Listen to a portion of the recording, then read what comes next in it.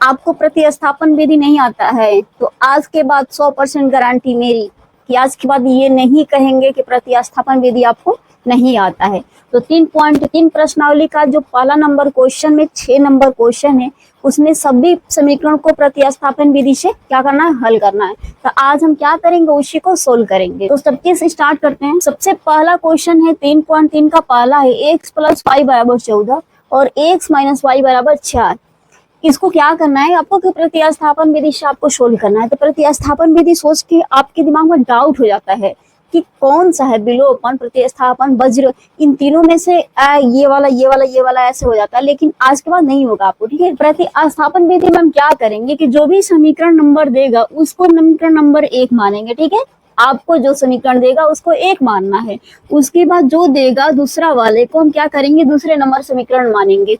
लेकिन 2 से हमारा काम नहीं बनने वाला है प्रतिस्थापन में, इस बात का आप ध्यान रखिएगा। तो हमें बनाना पड़ेगा क्या, समीकरण नंबर 3 बनाना पड़ेगा। तो कैसे समीकरण 3 बनाएंगे, तो देखिए यहाँ पर हम समीकरण नंबर 2 से क्या बनाएंगे, समीकरण नंबर 3 बनाएंगे। कैसे बनाएंगे, लिखेंगे समीकरण, क्या लिखेंगे, समीकरण 2 से।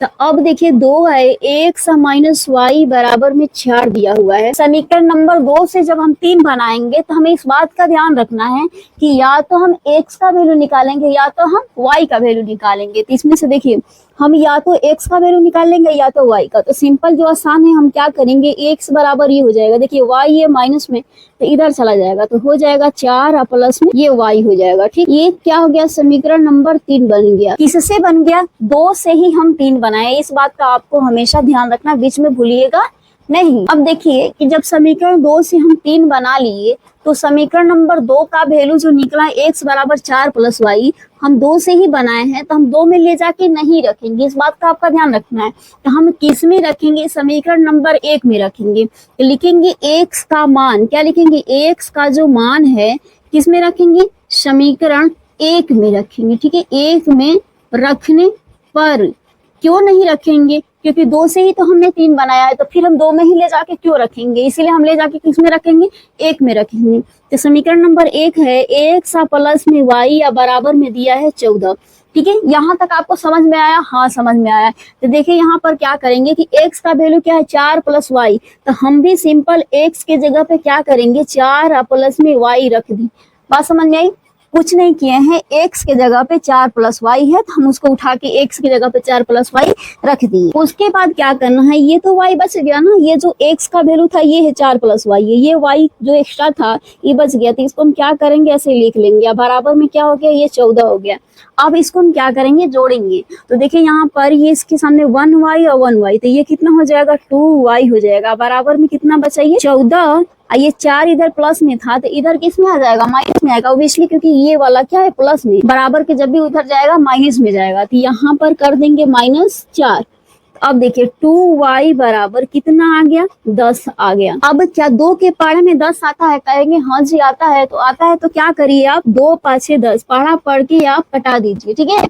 अब यहाँ पर y बराबर कितना निकल के आ गया, 5 आ गया। ध्यान से समझिए इस बात को, y का वैल्यू आपको निकल के कितना आ गया, 5 आ गया।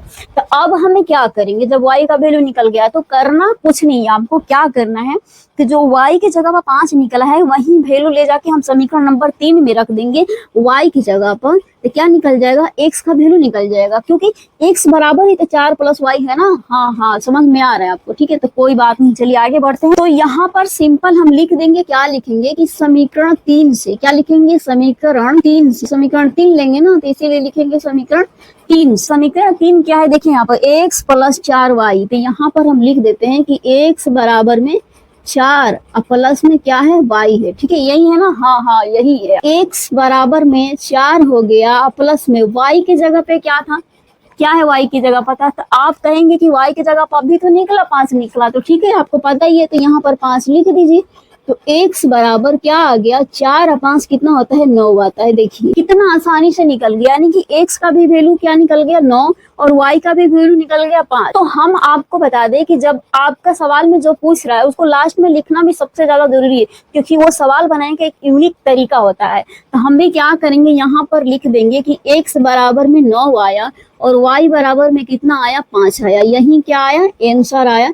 यहाँ पर लिख देंगे आंसर। इस तरह लिखने से सवाल बनाने के बाद लास्ट में आंसर लिखने के ना एक आपका सवाल बनाने का तरीका जो है ना बहुत ही शानदार लगता है और बहुत ही आपका क्वेश्चन का जो पेपर होगा ना वो थोड़ा अट्रैक्टिव लगेगा। तो आपको भी ऐसे ही करना है, सवाल जो पूछेगा उसका लास्ट में आंसर जरूर आप लिखिएगा, ठीक है। करेंगे ऐसा है ना? हाँ ऐसा ही करेंगे आप। तो चलिए अब 2 नंबर क्वेश्चन को हम सोल्व करते हैं। देखिए क्या दिया हुआ है कि a माइनस टी बराबर 3। ओ माय गॉड, ये तो आ गया बट्टे में।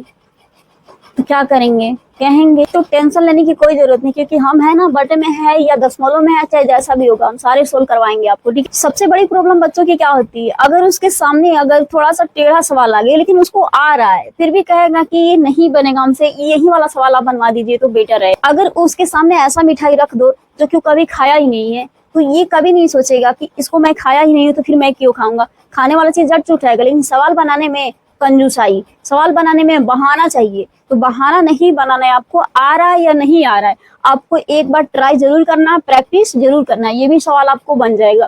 क्योंकि आपको तो कंसेप्ट पता ही है ना, तो फिर कंसेप्ट पता है तो क्यों भाग रहे हैं, बाटा देके क्यों भाग रहे हैं आप। बाटा देके भागने से क्या होगा आपको, क्योंकि एग्जाम में ये थोड़ी कहेगा कि बाटा है तो हम सवाल नहीं देंगे एग्जाम पेपर में। तो सारे क्वेश्चन को आपको बहुत अच्छे ढंग से समझना है और क्या करना है, बनाना भी। चलिए बनाते हैं इसको। सबसे पहला कंसेप्ट है कि अगर ये देखिए ये बट्टे में नहीं दिया है, बाटा वाटा कुछ नहीं दिया है, तो सबसे पहले हम इसको मान लेंगे समीकरण, क्योंकि इसमें कोई भी उलझन नहीं है, ठीक है। लेकिन इसमें क्या कर दिया है कि बट्टे में दे दिया है s/3 t/2 बराबर में 6 दिया है। तो फिर हम क्या करेंगे, क्या करना है, बटा पर जोड़ आता है ना, तो आराम से क्या करिए इसको तोड़िए। 3 और 2 का एलसीएम ले लीजिए, 6 हो जाएगा, ठीक। यहाँ तो आ ही रहा होगा, हाँ बिल्कुल आ रहा है, तो कोई बात नहीं, आगे बढ़िए। अब यहाँ पर क्या करेंगे, 3 दूना के 6 तो ये हो जाएगा 2a, अब प्लस यहाँ पर 2 3 6 तो ये हो जाएगा 3t, अब बराबर में क्या हो जाएगा, ये क्या है 6 है ना, तो 6 लिख दिया। उसके बाद आपको क्या करना है, पता है आपको क्या करना है, ये है ऊपर, ठीक है, ये 6 है ऊपर और ये 6 है नीचे, इसको दोनों को आपस में गुणा कर दीजिए। कैसे गुणा कर दिए, क्रॉस मल्टीप्लाई के नियम से करिए। क्योंकि अगर इधर भी बाटा होता है इधर भी बाटा होता है तो हमको क्या करना पड़ता है कि ऊपर वाले के साथ नीचे वाले का, नीचे वाले के साथ ऊपर वाला का गुणा करना होता है। तो इसके नीचे 1 दिया है तो हम क्या करेंगे कि 2s और 3t में अगर 1 से गुणा करेंगे तो कोई भी परिवर्तन नहीं होगा। तो यहाँ पर हम लिख देंगे 2s और प्लस में 3t, और ये कितना हो जाएगा 6 और गुणे 6 तो कितना हो जाएगा 36 हो जाएगा ना। तो यहाँ पर डायरेक्ट आप लिख लीजिए, क्या लिख लीजिए 36 लिख लीजिए, क्योंकि आप सीनियर क्लास में आप आ गए, 10 क्लास में आ गए, ठीक है। इसलिए आपको यहाँ 6 गुणे 6 फिर से दिखाना नहीं है, अगर आपको आ रहा है तो डायरेक्ट गुणा करके लिखिए। अब ये समीकरण नंबर इसको 2 मान लीजिए। क्यों मान लीजिए, क्योंकि ये समीकरण अब बट्टे से हट गया है, ठीक है, बट्टे से क्या हो गया, हट गया, तो इसको मानिए समीकरण नंबर 2। तो जब इसको समीकरण 2 मान लिए हैं तो अब हम क्या करेंगे, क्या करना है आपको कि अब इसमें से टी का मान निकालिए, चाहिए इसका, या तो आप एस का निकालिए या तो टी का, जिससे आपको आसान लगे वैसे निकालिए। लेकिन हम निकालते क्या है, एस का वैल्यू निकालते हैं। तो जब हमें एस का वैल्यू निकालना है तो एस का वैल्यू निकालने से पहले हम क्या करेंगे, 3t को भी इधर से हटाएंगे, 2 को भी इधर से हटाएंगे, लेकिन कैसे, नियम से हटाएंगे। पहले हम हटाएंगे 3t को हटाएंगे, क्योंकि ये पड़ोसी है इसका, तो पहले हम अपने पड़ोसी को हटाएंगे। तो यहाँ पर करेंगे क्या, 36 माइनस में हो जाएगा 3t हो जाएगा। देखिए हमारा पड़ोसी हो गया, अब क्या हो गया, गायब हो गया। अब हमें एस का वैल्यू निकालना है, क्योंकि हमें एस का वैल्यू चाहिए ना, तो एस का वैल्यू निकालना है। तो देखिए इसके साथ एस जो है ना ये गुणा में है, तो जब गुणा में है तो इधर किस में जाएगा, भागा में जाएगा। तो एस बराबर कितना हो जाएगा 36 और माइनस में 3t और बट्टे में क्या हो जाएगा 2 हो जाएगा। देखिए कितना आसानी से निकल गया। इसी को मानेंगे, क्या मानेंगे, समीकरण नंबर 3 मानेंगे। क्या मानेंगे, समीकरण नंबर 3। प्रतिस्थापन में हमेशा कितने समीकरण बनता है, 1 दिया रहता है, 2 दिया रहता है, 3 आपको खुद से बनाना पड़ता है। अब वही वाला है जो कि हम 2 से क्या बनाए, 3 बनाए। अब हमें क्या करना है, आपको दिमाग में चल रहा होगा ना कि क्या करना है, क्या करना है, क्या चल रहा है आपके दिमाग में, नहीं ना चल रहा है कि जो समीकरण 3 बना है तो हम 2 से 3 बनाए हैं, तो इस 3 में 2 में नहीं रखेंगे, हम ले जाके किस में रखेंगे, 1 में रखेंगे। क्यों रखेंगे, क्योंकि हम 2 से 3 बनाए थे तो हम लेके चले जाएंगे इसको 1 में। तो वही बात चल रहा है, तो वही बात लिखिए, समीकरण 1 में क्या करेंगे, एस का मान, क्या करेंगे, एस का जो मान है उसको क्या करेंगे, लिखेंगे रखने पर, क्या करेंगे, रखने पर। समीकरण 1 में रखना है ना हमको, किसका वैल्यू, एस का। तो सबसे पहले हम समीकरण नंबर 1 यहाँ पर क्या करेंगे, उतार लेंगे। तो एस माइनस में टी बराबर में क्या हो गया, 3 हो गया। अब क्या करना है, क्या करना है आपको, एस की जगह पे हम क्या रखेंगे, ये पूरा वैल्यू ये वाला पुट कर देंगे यहाँ पर। एस बराबर देखिए ये निकला हुआ है, एस बराबर ये निकला हुआ है इतना भी। अब देखिए हम क्या करेंगे कि एस की जगह पे क्या निकला हुआ है जी, एस की जगह पे निकला है 36 माइनस 3t बटे में 2, तो हम भी सिंपल लिख देंगे 36 माइनस में 3t अब बटे में क्या हो जाएगा 2 हो जाएगा, यही हो जाएगा ना। हाँ हाँ यही होगा।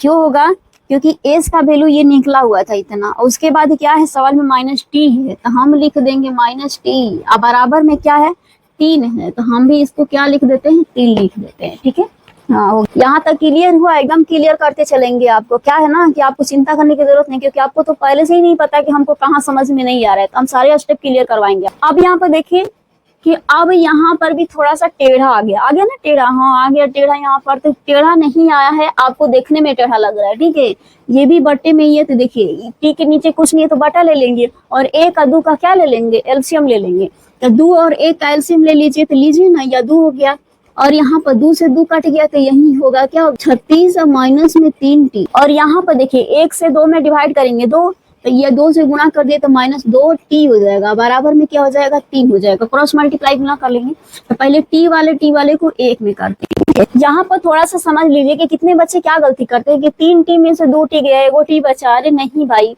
ये माइनस 3t है और माइनस 2t है। ठीक है, तो माइनस माइनस 2 है, देखिए यहाँ पर माइनस 2 और माइनस 3 कितना होगा माइनस 5 होगा, ये तो बच्चे आपको पहले से पता था, लेकिन टी की वजह से आप गड़बड़ा रहे थे। लेकिन अगर कुछ नहीं है तो माइनस 3 और माइनस 3 ये माइनस 5 होगा, और टी के पद में तो आप टी लिख दीजिए, सिंपल, कितना आसान है। अब वही काम करेंगे 36 का 36 और माइनस 3t माइनस 2t कितना हो जाएगा माइनस 5t, और ये क्या हो जाएगा इधर गुणा हो जाएगा, 3 और गुणे 2 हो जाएगा, क्योंकि क्या हो जाएगा क्रॉस मल्टीप्लाई, ऊपर से नीचे और नीचे से ऊपर, यही होता है ना। तो देखिए 1 से इतना में गुणा तो कोई मतलब नहीं, 2 से 3 में 3 गुना के 6, ठीक 36 माइनस में 5t बराबर में 3 गुना के 6। तो टी का वैल्यू निकालना है ना, तो टी वाले को हम क्या करेंगे इसी साइड रखेंगे, क्योंकि जिसका भी वैल्यू निकालना होता है हम क्या रखते हैं हमेशा उसको लेफ्ट वे में रखेंगे, और जिसका नहीं निकालना है उसको क्या करेंगे इधर राइट साइड में हम क्या करेंगे उसको भेज देंगे। तो ये 6 तो पहले ही से महाराज जी बैठ के रखे हैं, तो इनको बैठने ही देंगे, हटाएंगे नहीं, ये बाद में जाएगा तो अपने बगल के सीट में क्या करेगा बैठ जाएगा। ठीक, इस बात का ध्यान रखना। अब यहाँ पर क्या हो जाएगा माइनस 5t या बराबर में घटेगा तो माइनस में 30, माइनस से माइनस दोनों साइड से कैंसिल हो गया, पता चला ना, 36 में से 6 घटा माइनस 30 पता था। अब देखिए माइनस से तो माइनस कैंसिल हो गया, तो ये देखिए 5 से भी तो कट ही रहे हैं, 5 6 के 30, तो टी बराबर कितना निकल गया 6 निकल गया, वाह क्या बात है, एकदम ताली हो जाए। हाँ हाँ एकदम टी बराबर 6 निकल गया, तो 6 निकल गया, तो अब हम क्या करेंगे उसको लेके आ जाएंगे, टी का वैल्यू किस में लेके आ जाएंगे समीकरण नंबर 3 में ले जाकर टी के जगह पर रख देंगे, बस इसका वैल्यू हमें आसानी से निकल जाएगा। तो यहाँ पर लिखिए समीकरण 3 से, ठीक है, समीकरण नंबर 3 क्या है भाई खोजिए यहाँ पर, हाँ खोजते खोजते आ गए इसके लोकेशन पर। देखिए दिया हुआ है एस बराबर में 36 माइनस में, यहाँ पर देखिए एस बराबर 36 माइनस 3t माइनस 2, 36 और माइनस में 3t बटे में ये 2, देखिए मिलाइए, हाँ हो गया, ठीक है कोई बात। एस बराबर 36 माइनस 3 गुणे टी का वैल्यू कितना निकला है, टी का वैल्यू 6 निकला है, तो 6 रख दीजिए, अब बटा में कितना है 2 है, 2 रख दीजिए, तो एस बराबर कितना निकल गया 36 और माइनस में 36 18 और बटे में क्या हो गया ये हो गया 2 हो गया, 36 18 ये क्या हो गया बटे में 2 हो गया। अब देखिए यहाँ पर 36 में से 18 घटेगा कितना बचेगा, 36 में से 18 घटेगा 18 और बटे में 2 है तो 2, तो 2 9 18, यानी कि कितना निकल गया एस बराबर में 9 निकल गया, ये निकल गया ना। अब यहाँ पर देखिए यहाँ पर कि टी बराबर हमें 6 निकला था, एस बराबर में 9 निकल गया, बहुत ही आसान तरीके से निकल गया।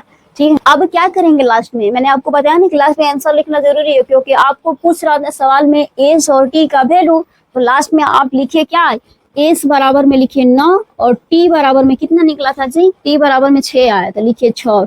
ठीक है, एकदम ऐसे देखिए कितना यूनिक लग रहा है, कितना अच्छा लग रहा है। यहाँ तक देखने के बाद कोई आएगा तो देखेगा लास्ट में बच्चे ने आंसर भी लिखा है, तो कहेगा वाह कितना अच्छी बात है। 3 नंबर को क्या करते हैं सोल्व करते हैं, ठीक है, क्योंकि 1 नंबर 2 नंबर तो समझ लिए। अब यहाँ पर देखिए समीकरण नंबर इसको मान लेंगे क्या 1 मान लेंगे, और इसको क्या मान लेंगे 2 मान लेंगे। देखिए समीकरण नंबर 1 मान लेंगे, इसको समीकरण नंबर 2 मान लेंगे, लेकिन हमें 1 2 से तो काम चलने वाला नहीं है प्रतिस्थापन विधि से। या तो आपको भी पता चल गया होगा, क्या चल गया है कि प्रतिस्थापन में हमें 3 समीकरण बनाना पड़ता है, तो हम बना लेते हैं। ये 2 1 दिया हुआ है, 2 दिया हुआ है, 2 से क्या बना लेते हैं 3 बना लेते हैं। तो चलिए कैसे बनाते हैं आप भी बताइए यहाँ पर कि कैसे बनाएंगे। 9x बराबर 9, ये -3 माइनस में है तो यहाँ पर 3y प्लस में हो जाएगा, ठीक। लेकिन अभी भी हमें क्या निकालना है, केवल x का वैल्यू निकालना है, ठीक। जब समीकरण नंबर 3 बनाते हैं तो या तो x का वैल्यू चाहिए या तो y का, तो हम x का निकाल लेते हैं। x बराबर हो जाएगा 9 अब प्लस में 3y अब बटा में ये क्या हो जाएगा 9 भी आ जाएगा, हाँ 9 आ जाएगा, ठीक। अब ये क्या हो गया, समीकरण नंबर 3 हो गया, ठीक है। अब आसानी से हमारा निकल गया समीकरण नंबर 1, समीकरण नंबर 2, समीकरण नंबर 3। अब हम क्या करेंगे कि x का वैल्यू किस में रखेंगे, 2 से 3 बनाए तो 2 में नहीं रखना है, ले जाके किस में रखना है, समीकरण नंबर 1 में रखना है। तो हम ले जाएंगे समीकरण नंबर 1 में। तो लिखिए कि x का क्या, x का मान समीकरण 1 में रखने पर, किसमें, समीकरण 1 में रखने पर, ठीक है। तो समीकरण नंबर 1 है उसको पहले हम उतार लेते हैं। तो क्या हो जाएगा 3x माइनस में y बराबर में ये हो जाएगा 3 हो जाएगा। यहाँ तक समझ में आ रहा है, हाँ आ रहा है, आगे बनाइए। तो हम बढ़ते चले जा रहे हैं। देखिए यहाँ पर समझ में नहीं आएगा तो बीच में बोलना है आपको, ठीक है। x का वैल्यू निकला है कि x बराबर 9 प्लस 3y बटा में 3। तो हम x के जगह पे क्या करेंगे, इसका वैल्यू को यहाँ पर ले आकर रखेंगे, हाँ रखेंगे। तो 3 इंटू एक्स की जगह पर कितना हो जाएगा 9 प्लस में 3y अब बटे में ये हो जाएगा 9 अब माइनस में y अब बराबर में ये हो जाएगा 3 हो जाएगा। अब x की जगह पर हम मान तो रख दिए, लेकिन ये देखिए 3 से ये 9 कटने वाला है, 3 3 लिखे 9, हाँ कटने वाला है तो कटा देते हैं, कट गया, ठीक है। अब ये 9 प्लस में 3y माइनस में y बराबर 3, 9 प्लस 3y बटे में 3 माइनस y बराबर 3, ठीक है, एकदम बिल्कुल ठीक है, कोई दिक्कत नहीं है। तो हम अब क्या करते हैं, आगे बढ़ते हैं इधर। अब इन दोनों को हम हल कर लेते हैं क्योंकि इसके नीचे एलसीएम लेने के लिए कुछ नहीं है तो डायरेक्ट गुणा कर लेते हैं। तो देखिए यहाँ पर क्या हो जाएगा 9 प्लस में 3y ये हो जाएगा माइनस में 3y अब बटा में क्या हो जाएगा 3 और ये बराबर में क्या हो जाएगा 3 हो जाएगा। समझ में आया। यहाँ पर देखिए यहाँ पर एलसीएम लेने के कुछ नहीं था तो 3 में y में गुणा किए तो क्या हो गया 3y हो गया। अब यहाँ पर आपके दिमाग में भी कुछ क्या होगा, खुरपाती दिमाग चलने लगता है क्योंकि आप लोग का तो दिमाग तो खुरपाती है तो दिमाग में तो चलना ही लगेगा कि अब कैसे मान निकलेगा। तो यहाँ पर देखिए प्लस 3y और ये माइनस 3y कट गया तो क्या बचा 9 बटा 3 बराबर में 3 बचा और 3 से ये 3 कट गया 3 बराबर में 3 बचा। ऐसे भी होता है क्या प्रतिस्थापन विधि? नहीं, ऐसे प्रतिस्थापन विधि नहीं होता है। ये प्रतिस्थापन विधि से हल ही नहीं हो सकता है। क्यों नहीं हो सकता है? क्योंकि मैंने आपको पहले ही नहीं बताया, क्योंकि आप गड़बड़ा जाते, क्योंकि आपको पहले सोल्व कराना, पहले प्रूफ दिखाओ लास्ट में आप बताओ, इसलिए मैंने इतना सारा सोल्व की। पहले से मुझे पता था कि ऐसा ही होगा। तो ऐसे समीकरण जब भी आएगा y कट के 0 आ गया, कुछ y का वैल्यू आया ही नहीं तो हम वैल्यू किसको निकालेंगे, नहीं निकाल सकते। तो ये एक ऐसा समीकरण है जो कि ये अपरिमित रूप से अनेक हल होगा, जो कि आप पढ़े होंगे 3.1 में संपात अनेक हल होंगे, वैसा ही ये समीकरण हूबहू है। देखिए यहीं पर दिख रहा था कि अगर 3 इसमें से निकाल देते तो 3 से 3x 3 निकल जाता माइनस y 3 निकल जाती, ये दोनों आपस में समीकरण में बराबर था। लेकिन आप शुरू में ध्यान नहीं दिए, हमारे साथ साथ आप भी चलने लगे। तो आपको भी क्या करना है, थोड़ा सा सवाल पे ध्यान रखना है। आपको एग्जाम में क्या करना है कि अगर आपको पहले ही पता चल जा रहा है कि नहीं ये क्या है संपाती वाले समीकरण है, तो यहाँ पर शर्त लिख के आगे लिख दीजिए कि इनके अनेक हल, बशर्ते हम इतना सोल्व करवाने के बाद हम लिखवाए, क्योंकि आप लोग गड़बड़ा जाएंगे ना कि पहले ही लिखवा दी कि संपाती होगा और हम कैसे पहचानेंगे। तो चलो भाई इसको सोल्व ही कर लेते हैं। अब देखिए यहाँ पर सबूत आ गया कि नहीं कटेगा, नहीं कटेगा, x y का मान नहीं निकलेगा। इसका मतलब यहाँ पर गौर से देखिए ये दोनों समीकरण आपस में बराबर है, तो क्या लिखेंगे यहाँ पर समीकरण के अनेक हल होंगे। तो चलिए मिलते हैं अगले वीडियो में, तब तक के लिए राधे राधे। अब अगले वीडियो में हम सोल्व करेंगे क्या, प्रश्न नंबर 4, 5, 6 को हल करेंगे, क्योंकि 1, 2, 3 तो हो गया। अब 4, 5, 6 को आपको अगले वीडियो में सोल्व कराया जाएगा और बहुत ही बेहतरीन ढंग